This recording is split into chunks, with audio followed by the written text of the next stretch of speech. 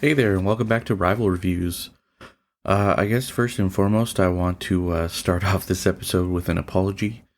I know this week I said that I was going to be going over the halfway point of all the things playing this week, and I didn't watch any anime this week. I have a good excuse for myself. Maybe not for everybody else, but um, Persona 3 Reloaded just got released, I think like last Friday or the Friday before or whatever. And I've been pretty much doing nothing but playing that game, as opposed to, and then of course the rest of life and everything else. But all of my free time has been going towards the game. For that, I do apologize. I do promise that I will have everything watched by next week to go over. So what I thought that I would do this week is, first and foremost, I wanted to give a thank to everybody who has been listening. It's been really fun and it's been different for me because this is the first time I've ever done anything like this before. And I think the coolest part is that I use Buzzsprout, which is like the hosting site that I use for the podcast, and on the site it gives statistics, and some of the statistics it actually gives is where the listeners are from, like what countries and stuff. And what I found really cool is that, I thought my listenership would just be mainly like, friends of friends, and that's as far as it would go. But that doesn't seem to be the case. I seem to have quite a decent following, which I'm thankful to all of you for. And I find it really cool that there are people like from Japan and the Dominican Republic, the States, obviously Canada from where I'm from, Nigeria is on there as well. It's just very interesting to see that it's not just all encompassed by places I've either visited or people that I know, because I guarantee I do not know anybody in Japan, as wishful as I wish I did.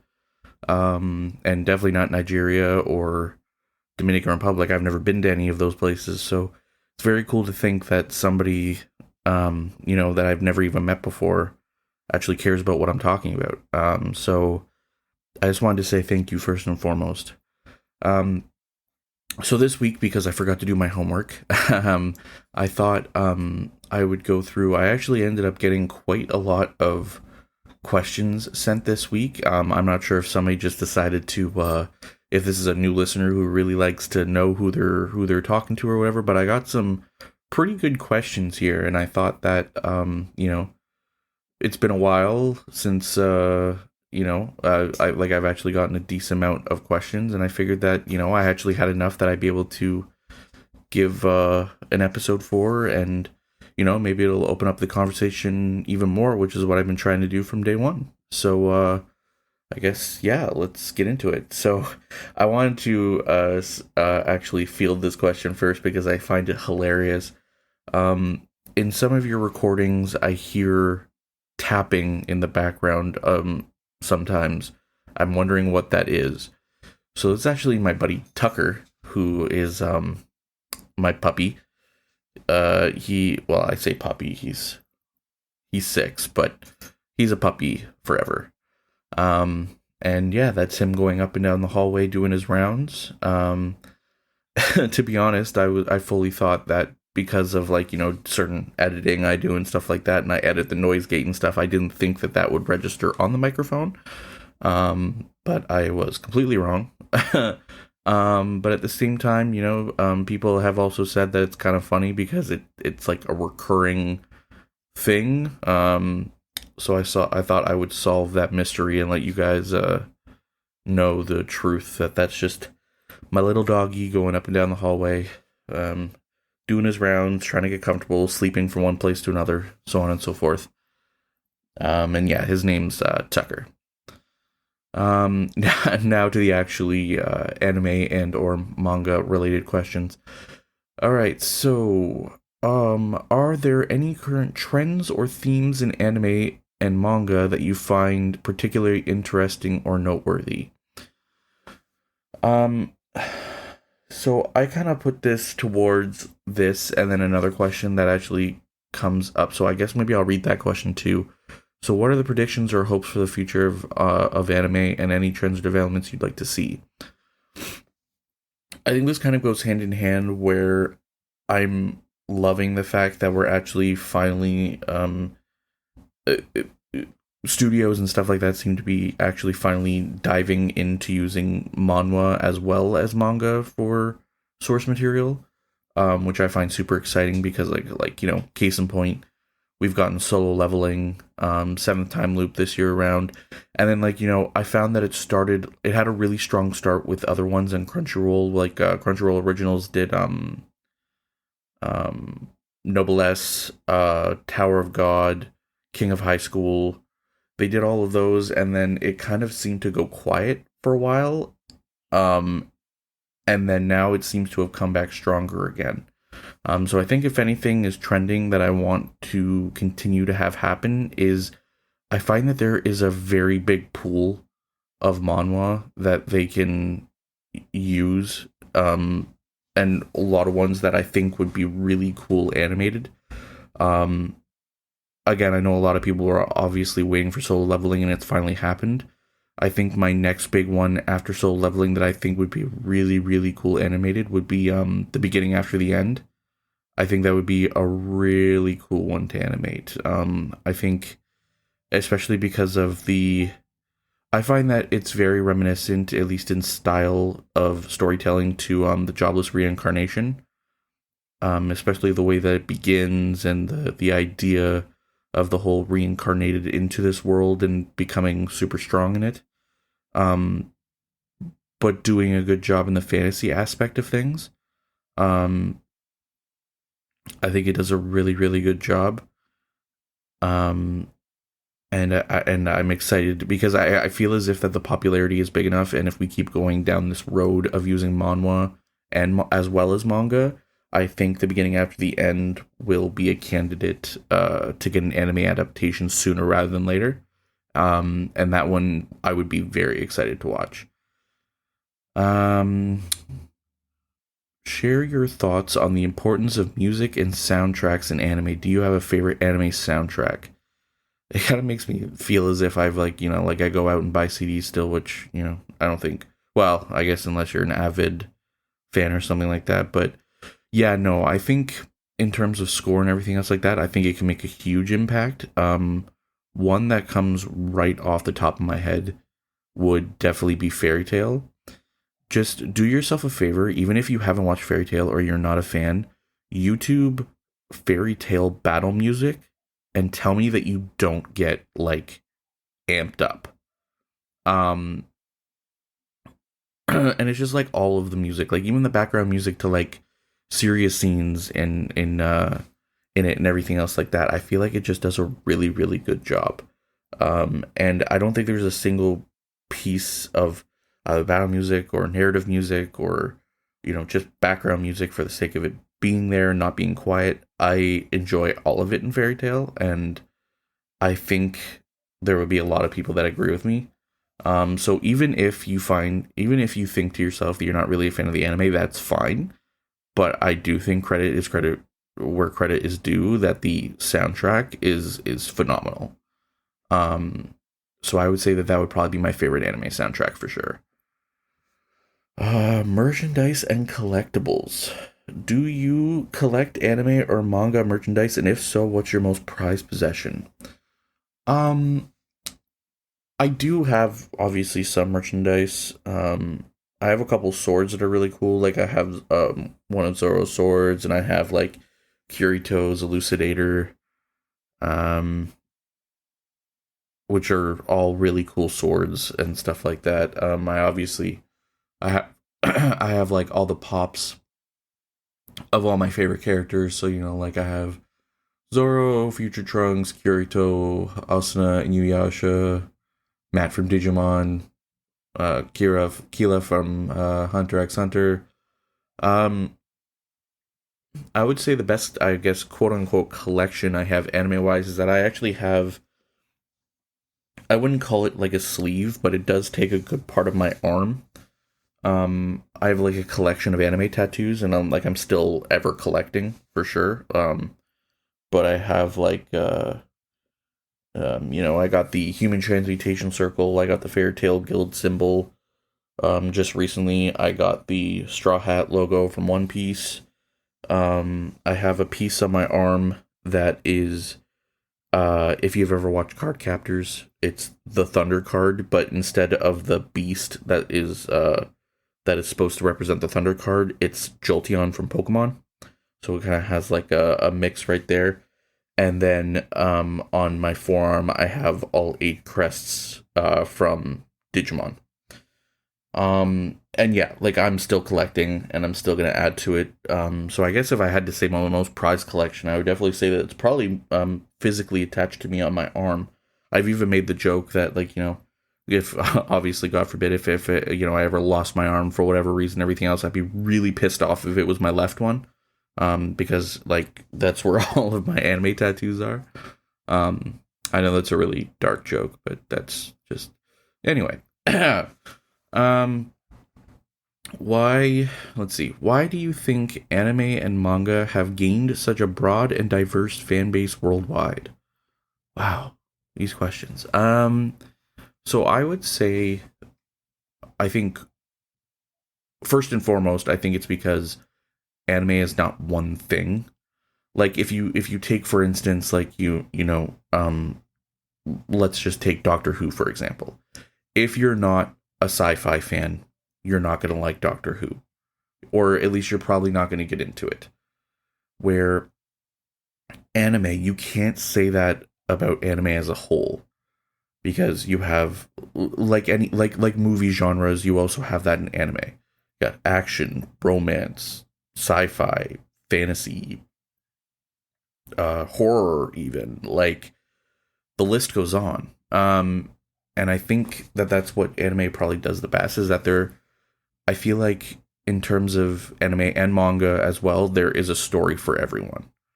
And I think maybe that's why it has such a broad and diverse fan base, is because they're even if you try to call yourself like not an anime fan, or somebody that's not an anime fan, and they go, oh, anime's for this, blah blah blah blah blah, and everything else like that, I guarantee you that if you sat down and learned about that person's interests, you could find an anime that they would actually find entertaining or enjoyable.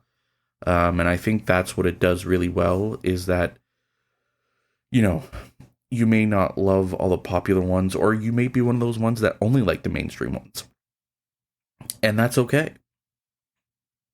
So I think that's what it does definitely the best, is that because of all the stories that it has and everything else like that, no matter what, I don't think that you could find somebody that actively could hate every anime or manga in existence. I don't think that would be possible. So I think that's why. I hope that answers your question. Can you share a particularly memorable or impactful scene from an anime or manga that has stayed with you? Oof. I'm not sure if I can lead it to just one. Like the first one that comes to mind is and again, I think this should be like a spoiler for okay, so I guess just if you want to skip ahead, this is going to be a spoiler for something in One Piece. So if you, again, it's fairly old. So like if you're caught up, it's not like or like if you're close to the end, it's not a spoiler. But anyway, you've been warned, and other spoilers ahead from probably other things that I'm going to talk about right now. So if you want to skip this question, go ahead and do it now. So the first one that comes up in my mind is the nothing scene from Zoro. Zoro is the one that says it from One Piece. Just the so basically, fight just happens. Basically, Luffy gets his, like, obviously the Straw Hats win, but like Luffy is really hurt and everything else like that, and Kuma takes makes it basically a deal with Zoro that he'll take all of his pain, but Zoro has to take it for him. And I think this is the first time that made me really respect him as a character, because like, he comes as standoffish and that he doesn't care and everything else like that, but at the end of the day, like, he is their first captain, and he is. I could argue that he was probably the most loyalist Straw Hat crew member in regards to his care for the captain, Luffy. And then so he like spends all night basically getting completely destroyed by all of the pain that Kuma had taken from Luffy and everything else so he could survive.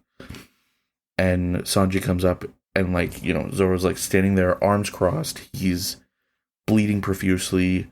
You know, it does that like basically there's no life in his eyes and everything else like that because he's been basically just torn apart. And Sanji asks, "What happened to you?" And all Zoro says is nothing happened.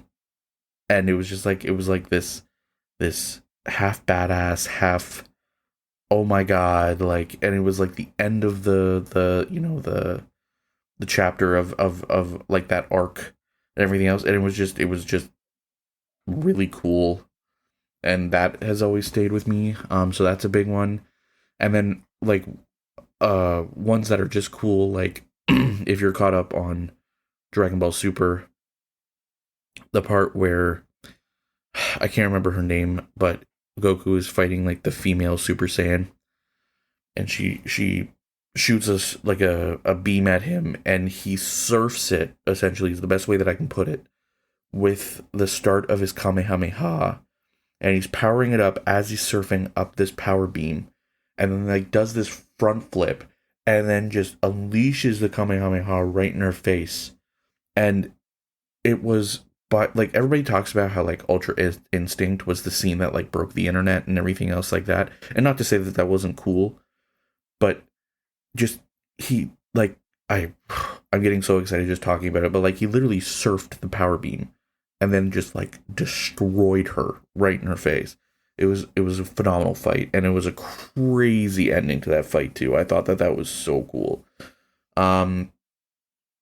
Another shout out obviously is the entrance to the mixed fairy tale team in the Grand Magic Games.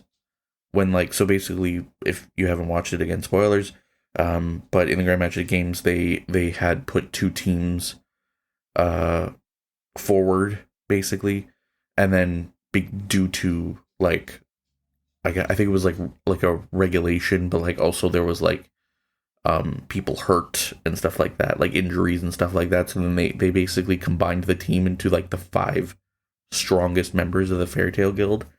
And they did this like slow-mo, like in the shadow, walking up the hallway entrance with the music, like I was talking about earlier, the music going in the background, and it was just epic.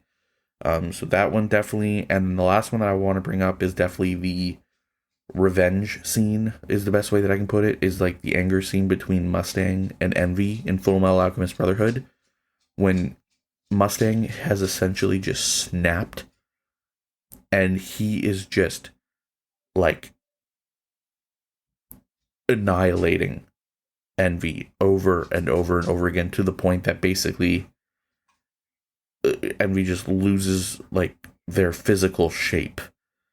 And it's just like he's so angry, and it's just dark, and it's just awesome. So if I had to, those would be the ones that I would give for probably the most memorable ones. And the last question that I have here that I wanted to field, so anime often delves into philosophical and existential questions. Are there any anime series or movies that have made you contemplate your own morals or ethics? This is a crazy question. I think I would probably have to give this to 2, funny enough, that are actually written by the same person. So the creator of Death Note is also the creator of an anime called Platinum End.